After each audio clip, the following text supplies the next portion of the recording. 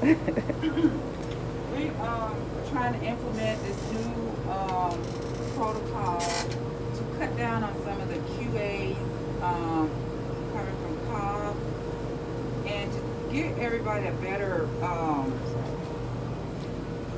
get a better understanding of the gram stain. So this book is the gram stain interpretation. It's a quick reference. It's always up here, so it's available for you to use when performing the gram stains. And we also have this reference book.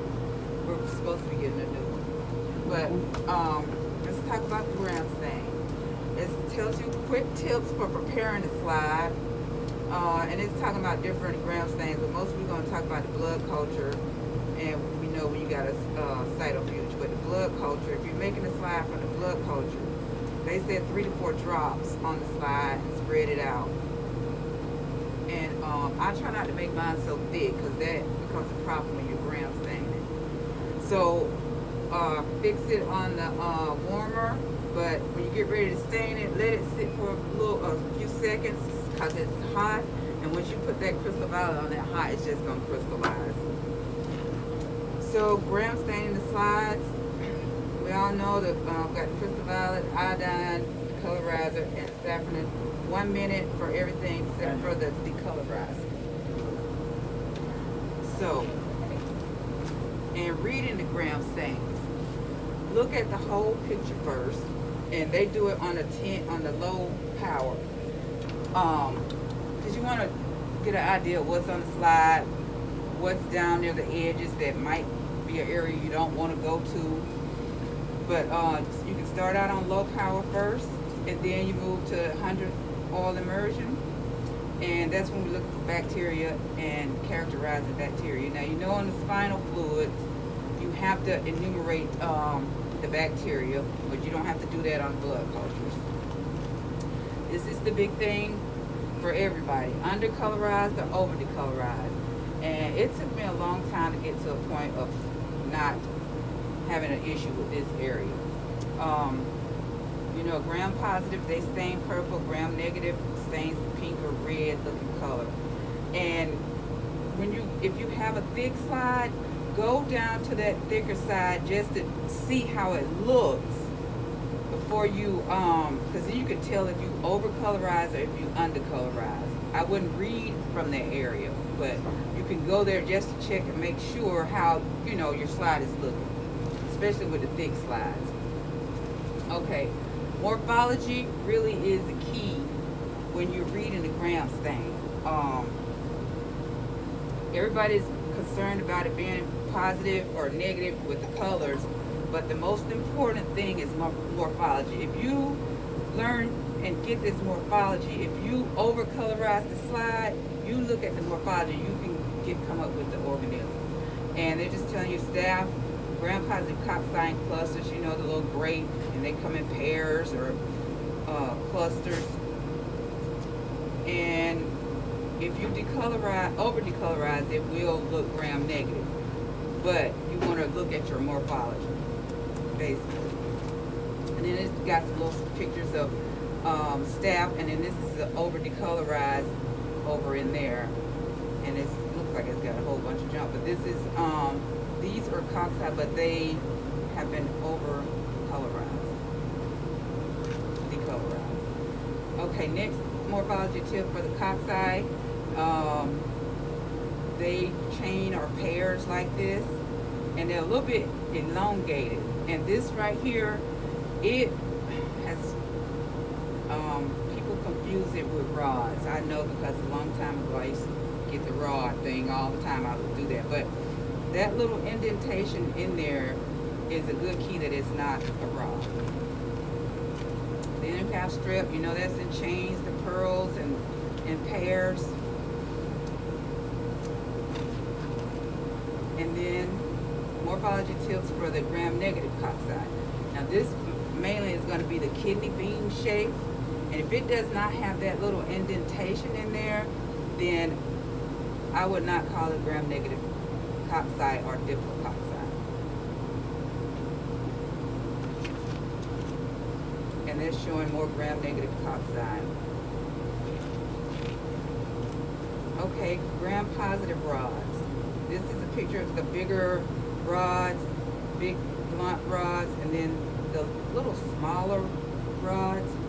They're they say often chains, but we don't. When we say gram-positive rods, we don't put in chains or anything. It just looks like they're in chains, and they just use this.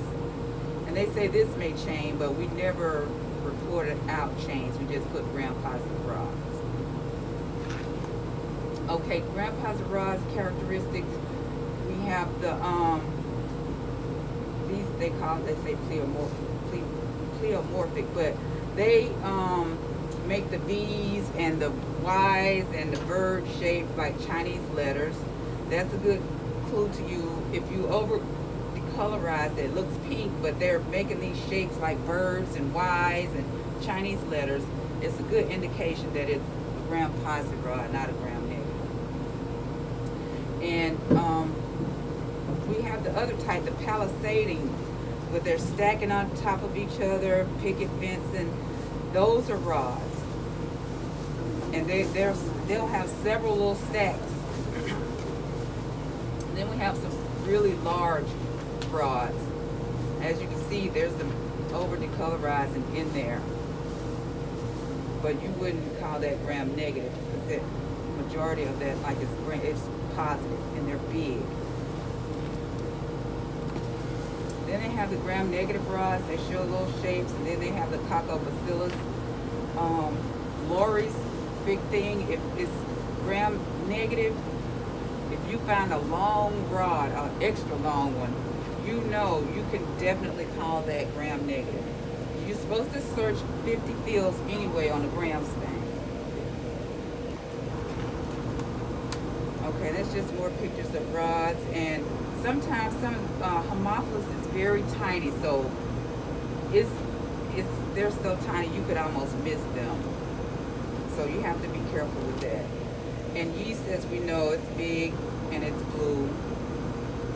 I don't know if anybody misses yeast unless they think it's some kind of precipitant, but most of the time you can get yeast. Here we go. Uncertain, confused, bewildered, disoriented, unclear. What if you're uncertain? Ask someone else to look at your slide.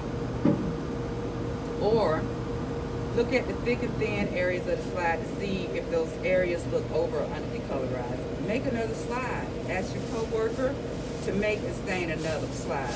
2 takes are better than 1. You always should not be afraid to ask for somebody's opinion. I ask Lori all the time when I'm not sure about a slide or an organism. And remember 3 great things about the gram stain: morphology, morphology, morphology. Rabbit.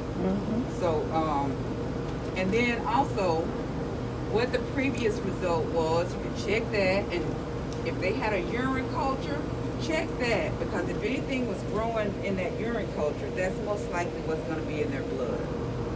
So the gram stain slides are here, and I'm going to make some more up, but as soon as I get some organisms, but that should be enough if anybody wants to, when they start doing it. And I'll just show you, I'll start from here. The crystal violet goes on for 1 minute. This is the iodine, it's been on for. So I rinse the bag. Take off that excess. And when I decolorize, I hold my slide down at an angle, and I just decolorize till all the blue is running off. Then I know right there, that's the end. And then I rinse, so I can stop that reaction. And I don't know if you can see that little orange tint. I decolorize till you get to that orange looking color. Then you have properly decolorized. Then add this one. You mean that little faded like spot on the slide? Yeah, it's a little orange when you decolorize. That was not a thicker slide, but if you decolorize until that blue runs out, you're good to go. Get in that water quickly so it'll stop the reaction. And then the lady that I used to work with, she from a long time ago, she said you can also, you know, put your decolorizer on there and rock it like that. I didn't have any trouble out of that. But this method, holding it down and just flushing it till it's gone, I haven't had any issues with that now. Let me knock on wood. I get a QA. But that's technically how I gram stain. And hopefully we will have less QAs. Okay.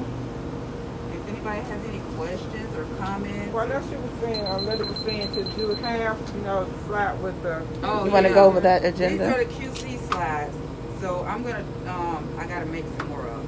But that's the little QC spot. And on there, they have gram-positive cocci, gram-negative rods, and yeast. Oh, okay. So when you're staining your slide and you look at your QC and everything is pink, you don't even bother to look at your gram stain. You might as well start over. So this is this should help. Okay. Especially if you don't gram stain often, you know. Some people don't gram stain often enough. And then, like I said, it should help. And if you have any problems or issues, ask your coworker to come look. We all on the same team, you know. Can you go over the new process, the new protocol that we're using? Yes. You're gonna make total of three slides. 2 unstained. One is gonna go to Cobb. One is gonna stay here at a spot for me because I'm gonna be reviewing slides. And one stain. Yeah, one stain with the QC. Okay. Yeah. Okay, can you go back up to QC? So you want a QC slide done when a night on shift or? What they want everybody to do is if you got a gram stain, they want you to use this and put your blood there. And that's your first one, right, for the night? Because there need to be a QC on each shift for the person doing the gram stains. And if you are like coming to cover, you need to do a QC. If you're the first one here. Yeah, you know. if you get a blood culture or something. So each user has to do Okay. a QC for the night. Okay, so QC for the night. Each you just one per shift or just? Does they want us to do it every time? We need to I clarify. didn't clarify on this. Yeah, because that's a question that didn't come up the last time. No, it did not. Because the thing is, we want to make sure they're not decolorizing, so we're gonna have to make up a lot of those. Yeah, I'm emailing what's her name so I can get some more QC bugs to make them up. And where do you want your QC slide to be? I gotta find a spot. I'm gonna find a spot. That's for them, right? Because you're gonna, if you have to look at it, Yeah. you review them. That's basically for them, but if I'm gonna be reviewing the slides, Mm-hmm. then they need to leave their stain slide for me to review. Right. Okay. Right. Yeah. Right. Okay, so one QC slide, you want the QC that you're gonna make up plus the patient on there, any patient that you get, and then just leave that slide for you. But you also want 3 slides, 2 unstained, and 1 stained. 1 go to Cobb, one's unstained stay here, and the stained will stay here as well. Yes. Yes. You got it. And if you use this and put a patient on there after you stain it, just put a patient label on there so I'll know. Yeah. Okay. But yeah, Angela, we might want to Clarify that? Yeah. 'Cause, Is it each time? yeah, It 'cause- helps with the colorizing, Yeah. so you can verify if you decolorize it too much. Yes. My question is there a total of 4 slides? It's a total of 3. 3. You got 2 of them unstained. One stays here, one goes to Cobb. So The one you review. the one you review is going to have the QC on it as well. Oh, okay, the one you, okay. So you're going to use a QC slide with your patient, Okay. and then you're going to have that unstained one, Okay. and then the 2 unstained, one goes to Cobb, one stays here. So all of them, when you're finished, your unstained and the one that you stained with the QC on it is going to go in I'm gonna get a slide holder. the slide holder Yes. that she's going to review, and she'll come back and review it in the morning. And hopefully that's to help us catch before they do our errors, and we can call and make any corrections or whatever. And we can see whether, if you need help, with your gram stains and you're having problems with, we can know exactly who to go to. Where to and- pinpoint help. Yeah. Okay. That's basically Any more it. questions? So we are still gonna report out or what we see, right? You Yes. know, preliminary what Mhm. we see, okay. Yeah. When does this start? Right. Is it gonna start now or Monday? It probably needs to start Monday. Monday. Yeah. Yeah, cause everybody wouldn't have, Yeah, because we got to get the weekend shift weekend as well. Yeah. So, and we probably won't get them Monday. until, and then they'll be able to review. Question, do we need to report the WBCs on the, in the grandstands or not? Not on the blood culture. Not in blood cultures, okay. Only on spinal fluids and any other stat gram stain that the doctor orders or Okay. quotes. Yeah. Okay. So that's it. And then there's also the policy. In the policy book, you can just kind of review it a little bit. It's in policy book number 1. But just review it. It just goes over some key elements. Same thing that, I probably went over. But sometimes if you read it a little bit, it might be better. But yeah. But it's M0018. And it's in number 1 manual. Awesome.